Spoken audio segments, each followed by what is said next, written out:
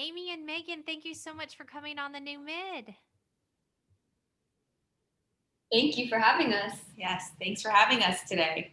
Well, I love your deli, new school deli market called Pumpernickel and Rye. But I'd love to find out before we talk about that, how did you guys get started? We got started just wanting to come together as sisters and to create a concept. Amy has a really long history as a chef in Los Angeles, chef consultant, might I add. So she was opening up a lot of business for other people, and she was getting a little bit bored and tired. And she was like, I've been dreaming of these concepts, and I was ready to make a transition in my career as well.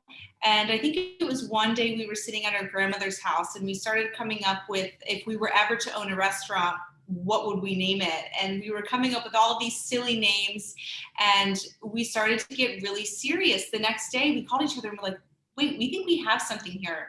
Let's talk more about this. And we just continued to joke around about it. And then from the joking came the name Pumpernickel and Rye. And from the name Pumpernickel and Rye came a business plan. And then very shortly after that came our location. And that's kind of how it blossomed. We thought, well, if we were to actually do this, where would we put it? And we inquired about the location that we're currently in today. And that's how it blossomed. We just went full force ahead and started doing everything we needed to do to make it actually happen, make it come together.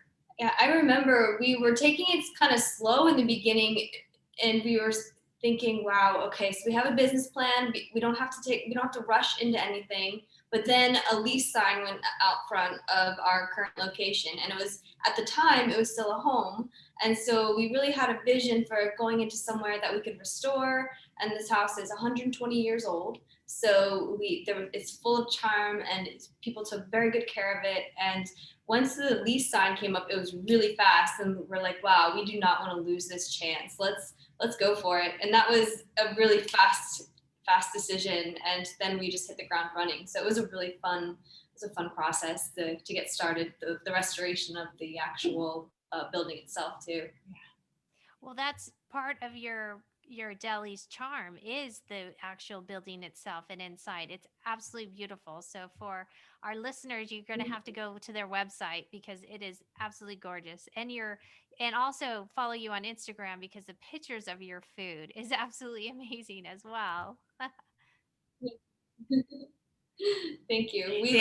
That is all Amy, by the way. Amy she has an amazing photographer. She studied photography in college, and that with food, it came together, and she makes them. I mean, I drool over the posts myself, and I know that I can just go downstairs and grab a bite in the kitchen. But I'm always like, oh my goodness, okay, well now I have to get that today because it looks so amazing.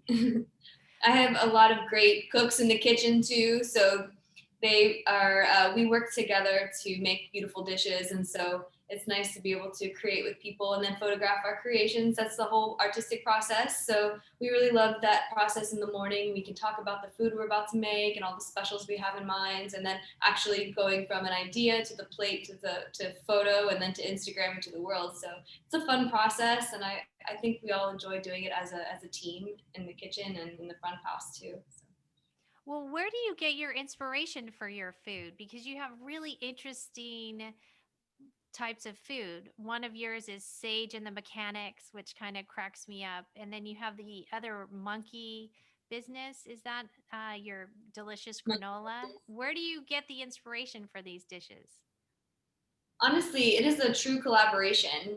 I draw from flavor profiles myself as a chef. Like, that's my inspiration. Is maybe there's something in season right now that I've tried at a farmer's market, or I know is in season in Maryland, which I came from Los Angeles for 18 years, so we have different things in season. I'm just getting back into our 4 seasons schedule of food, which is awesome because LA kind of has like one long season to grab from, and so I've been really inspired by the autumn again and by winter. And, like I said, I just have an amazing crew in the kitchen who are all really passionate about what they do. And I hope that you can taste that in the food because we really love to collaborate, and all of our minds put together really create dishes every day. We'll have someone come up to me at some point of the day if I'm in the office and say, hey chef, I have an idea about something, and we just talk it out and we write our ideas down and maybe sketch a plate, and then they go down and they'll work on it until we get it right. So it's a fun process. So who does the food? Who tastes the food? Do you have like a committee? Does everyone taste it and there's a thumbs up or thumbs down? We all do. We all do. Absolutely. Yeah. Yeah, even the front of house is racing to get in line for one of the samples that will sometimes the chef will say, or the chef will put a couple things up and be like, what does everyone think of this? And everyone's always like, oh my gosh, it's amazing. And then someone will come in to collaborate with what Amy started with. And everyone's always like getting in line to try the new thing. They're always excited about it. It's a lot of fun. And then coming up with the names of our food is also a huge collaboration. And we're always like, are they going to pick that name or that name? Well, what does everyone else think? And then we come up with all these puns, and it's always a great time when we're actually developing new stuff. Oh yeah, people, it's like a badge of honor when your name gets chosen that day. That's my name. Oh, that sounds like so much fun. Well, Thanksgiving is coming up, speaking of which, and, everyone has their traditional dishes that they usually eat. What dishes would you recommend? And do you have any healthy suggestions on some of the more traditional, side dishes that people eat? Absolutely. And I think that Thanksgiving is such an important holiday for food because everybody has a different opinion about what brings them, like what takes them back to their family's table or what is nostalgic to them, and what really something always tastes better when you're getting it from your home. And Megan and I have that from our home, and that's our mom's stuffing. And we've been eating that every single year of our lives. Really, there's not a year that has gone by. I make it for all the Friendsgivings I've done in Los Angeles. I've made it for all the Thanksgivings. And after I went out on my own and Megan and I had our first house together, or little apartment in LA, I should say, we even made it for each other when it was just the two of us. So, it's been something. So yes, I always will be behind, traditional, delicious stuffing with lots of butter. But, these days everyone has their body specific diets for their as an individual. So there's tons of ways you can make Thanksgiving foods healthier by eliminating butter. I know it's heartbreaking to say, but you can always substitute olive oil, which is a healthier alternative for sauteing vegetables. This year, if you look at the pump and rye menu, we have so many gluten-free options, which is an easy little edit to make. Eliminating bread from a lot of items is easy for us because we're used to dealing with gluten-free allergies.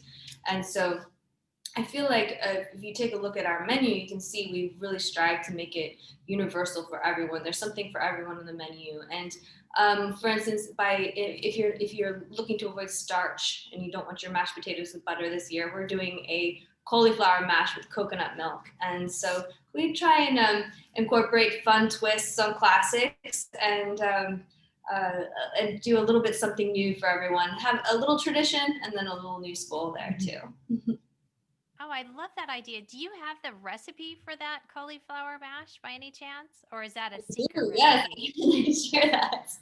I can share it. So Absolutely. we can put it on the link. That's awesome. Sure. Well, After Thanksgiving.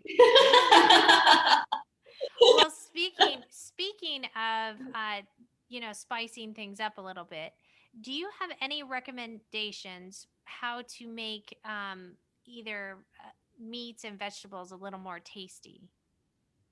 Sure. I think there's so many ways to do that. Marinating your meat and your fish is a really easy way because you don't have to think too hard about it. You get it into your marinade, whatever it should be. I love a good citrus marinade on a salmon, or maybe a soy mirin marinade, which is lemon and soy and ginger, scallions, garlic, all of those yummy, delicious Asian flavors that you can combine and create a really tender fish, and you can marinate it for 24 hours. Not with soy, but you cut that back a little bit. But in terms of vegetables, I love a good chimichurri, lots of fresh herbs, lemon juice, olive oil, a little sea salt, and lemon zest, and that'll brighten up any dish. Oh, that sounds amazing. So, how long do you marinate your meat for? 24 hours or? It depends on. She's really good at grilling. I am a grill master in my house. That is one of my favorite things to do. That's where, when there's any sort of family occasion going on, it's like, all right, Megan has the grill. Just, what are we having for meats? What is our option today? But one of my favorite things that Amy does is a dry rub brine. That's probably one of my favorite seasonings, and we do that for our pastrami and our brisket. And I would say the dry rub brines, for me, give the most flavor because it has time to actually absorb into the meat. I didn't realize just a couple of years ago when Amy was showing me how to do a dry rub, that, kind of sits, and I'm like, is this really okay to leave in the refrigerator for a couple of days? She's like, oh my gosh, just let it. Yes, absolutely. Just leave it in there. Don't touch it. It's how it goes. And that's probably why our pastrami is so popular, because it is a 7-day brine, and it's packed full of flavor. It's one of my favorite things to do. Oh, that sounds amazing. So, defrosting meat. How should we defrost meat, and how long does it take? Okay, the proper way I would actually recommend, number one, there's many different ways to defrost meat, but number one is putting it in the refrigerator overnight. Full 24-hour defrost. Let it do its thing slowly. You don't force it. That way you're not breaking down any of the muscles in there. All the fat stays within and it's not leaking. I would say the next best option, if you don't have time to do overnight, is to put it into a bowl full of water and put cold, not hot water. You just drip the cold water directly onto the meat and let it sit into the water and have a constant flow of water until it defrosts. And depending on what type of meat, it was fish that makes it defrost pretty quickly. But like I said, number one option, always overnight in your fridge. Okay, that's great. But a lot of times we don't have the time. We'll be like, oh my gosh, we need dinner. And it's like 4:00. Mm-hmm. So yeah, exactly. The steady stream of water over your meat until it's done. A steady stream, that's very important. Yeah, not standing water. Not standing water. It's not as effective. Yes. Oh, I love that. Okay. Now we all love our pizza, right? And a good hamburger. Is there any way to make certain comfort foods a little bit healthier? Oh, sure. I think that depending on what your dietary preference is, if you're avoiding cheese, then there's lots of alternatives out there. We like to make a vegan mac and cheese at Pump, and we do not use any cheese substitutes. We actually use cashews, and they're soaked for 24 hours, then they're blended with lots of different cashews and nutritional yeast and spices and a little vinegar for zest, and it's really nice alternative to a cheesy, because mac and cheese, it's like one of my biggest cravings, and I can't justify just sitting there and eating it all day every day like I would love to. So we've come up with one.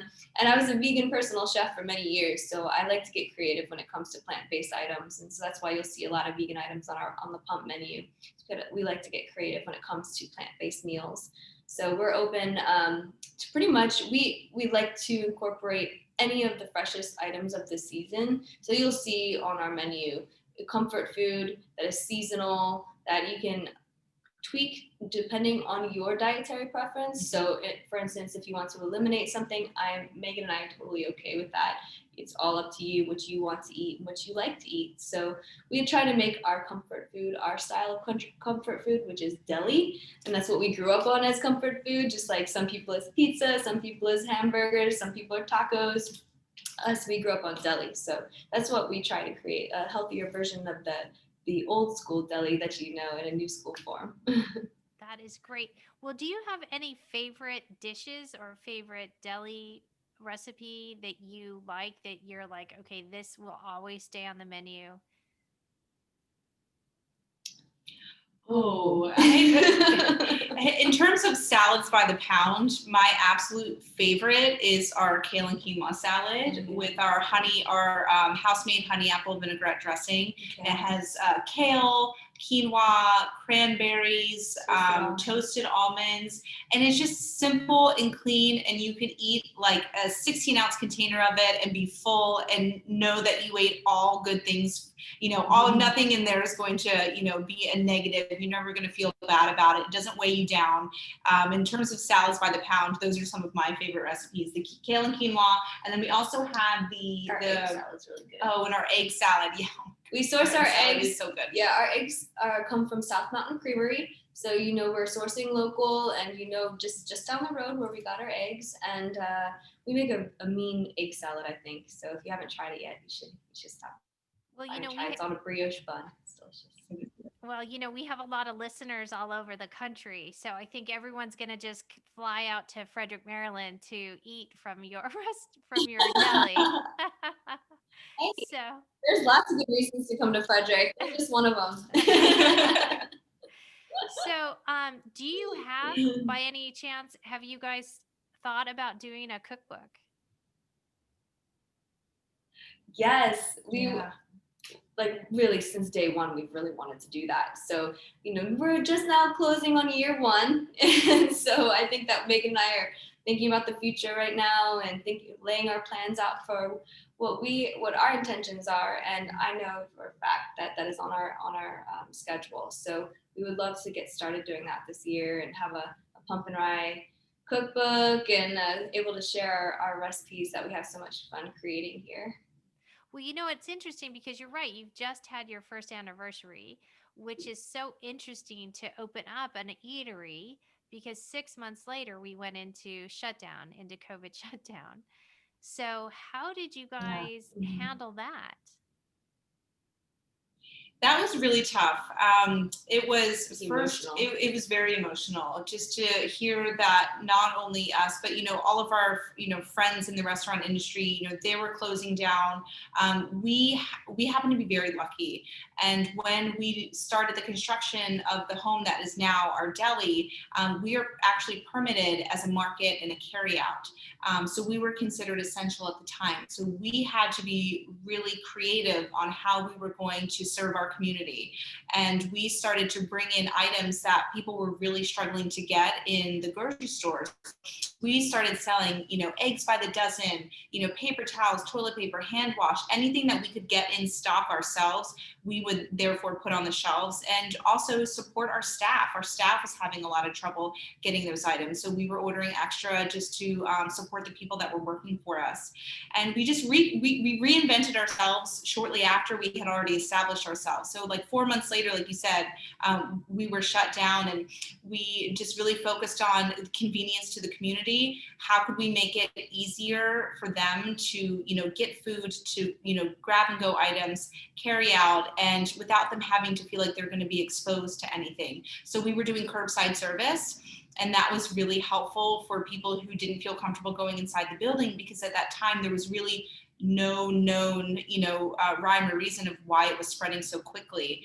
So everyone that works for us, we all made a commitment to each other that we would socially distance outside of work. And that's why we've kept such a small and tight-knit crew. We hope to expand our hours, even more one day. But, our crew is very dependent on each other to stay healthy, to stay smart when they're not here. And really just reinventing how we were going to serve the community is what I think helped us survive through the hardest times that restaurants faced. Mm-hmm. Did you ever have a request for something that you weren't able to get?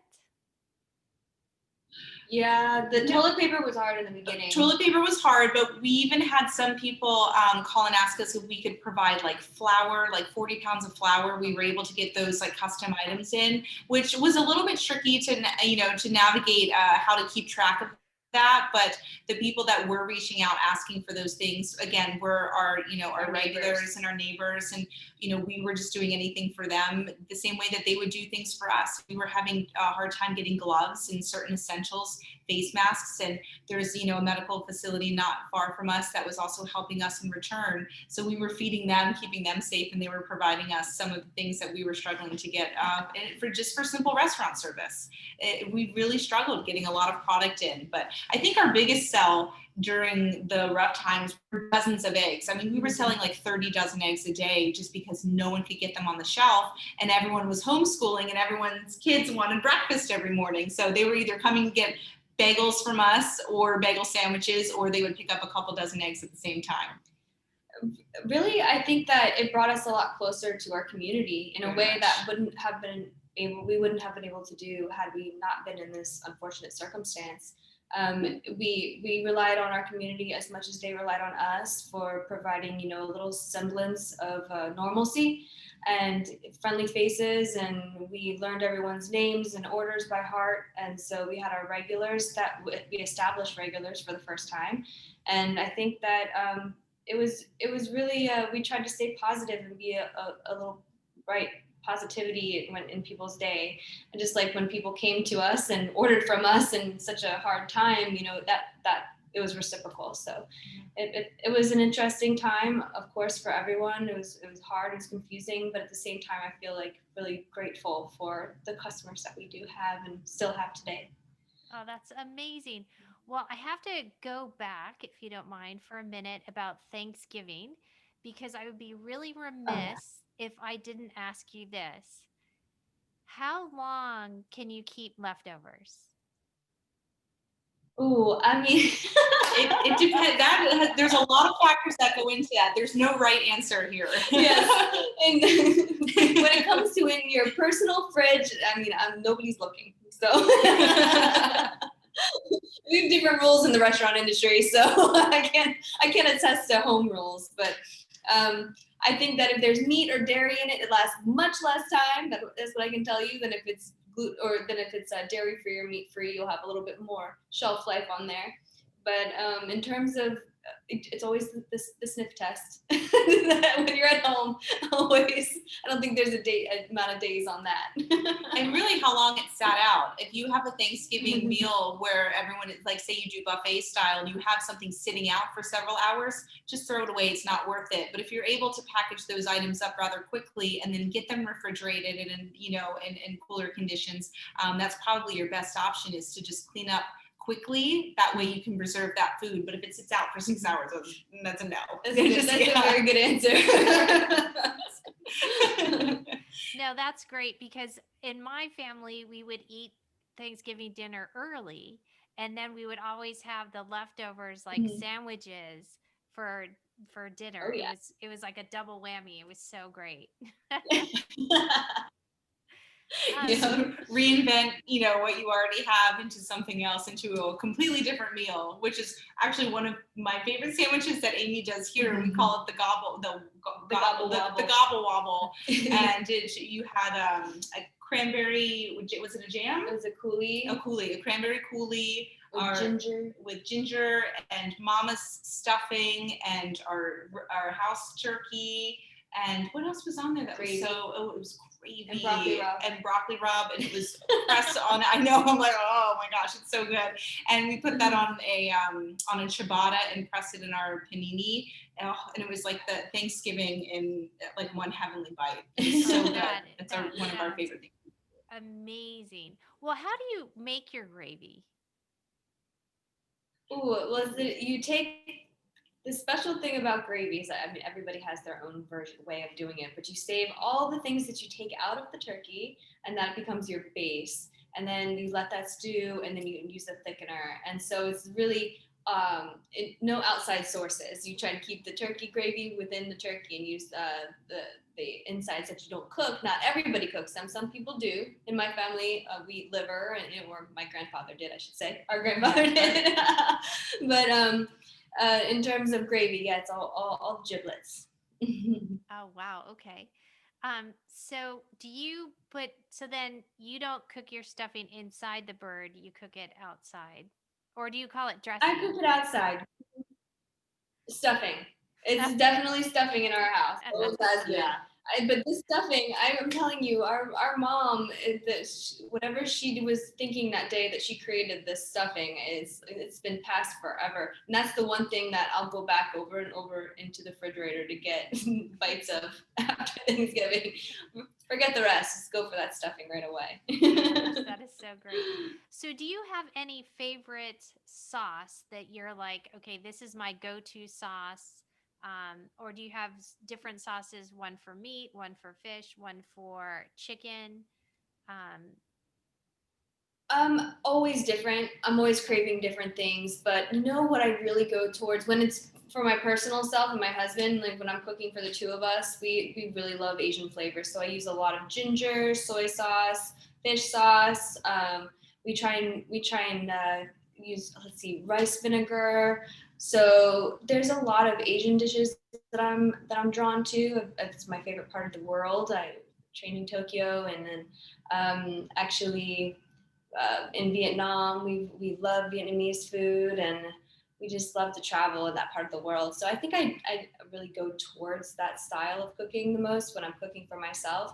But when it comes to getting inspired, I could just pick up one thing one day, or Megan say I'm in the mood for this, and then we'll see what's in the fridge or whatever it is. We'll create something different for that day. I don't have any culinary rules for anybody, unfortunately. no, that is so great. Well, this has been such a fun interview. I can't believe I'm coming down to the last two questions.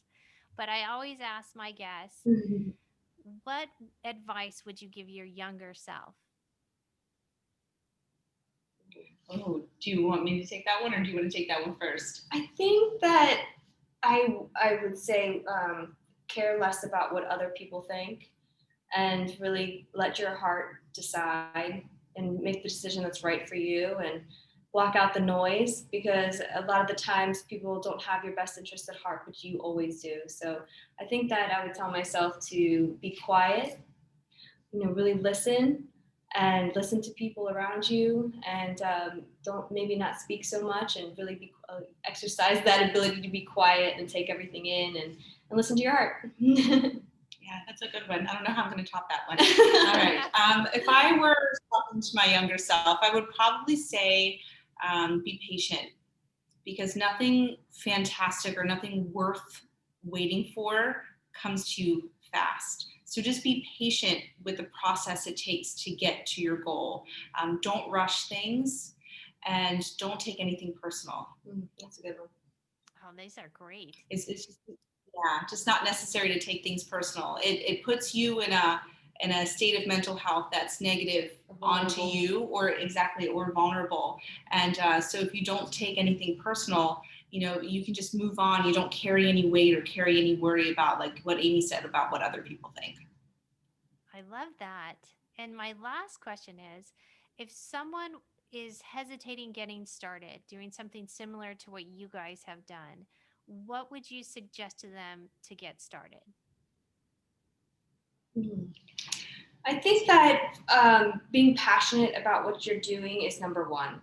If you envision yourself down the road or in the future doing what you're pursuing your passion, I should say, if you can see yourself doing it 10 years from now, then I'd say go for it. But it's definitely something that if you start thinking too much detail in the beginning, it can get overwhelming. Mhm. So maybe on a macro level, really create an idea on a macro level, and then work your way down into the details. Because if you jump in and you're just worried about all the can'ts and the no's and all the negativity that comes with the overwhelming that How much work that it takes to get somewhere. Like if you're looking at this gigantic picture, you're going to think that is just so much. How am I going to be able to even get from point A to point B? Yeah. But if you focus on the baby steps of how you're going to get from A to B, from B to C, it look at it and just take it, or even write yourself a timeline. I'm going to tackle this step this day and this step. Don't try to take it all at once. Just take it step by step. And just go with your gut. Yeah. Well, I love that. And I love you guys so much. You're so much fun. And I'd have to say, that's one thing about the two of you as sisters. You guys seem to have a blast working together. We do. We love our staff. We love working together. And Megan and I were apart for 10 years when she moved back to Maryland and I was still in Los Angeles. So to be back together again has been amazing, and being able to work with Megan every day is wonderful. But in addition to that, like our staff, we just make sure that you come in ready to have fun every day. Everybody's smiling. We really just enjoy each other. We've been in quarantine for a year together, so for 10 months. So you have to love them if they can deal with us that much. Yeah. So I think that we strive to make it an environment that everyone can be themselves and express their creativity. Well, that is so great. Well, thank you so much for coming on the new mid. Thank you for Yes, having us. thank We you love so much talking for to having you. us. I feel like it's come full circle, Michelle, because Megan and I met you at a networking event for She Week 2 years ago. And then that was just in the beginning before we had even opened. So I feel like it's been come full circle. And to be able to talk to you now when we've been open for a year is really rewarding, and it's been a blessing to us to see how we've come so far. Well, you guys Yeah, definitely thank you so you guys definitely inspire me. So keep going. Thank you so much. All right. Thank you.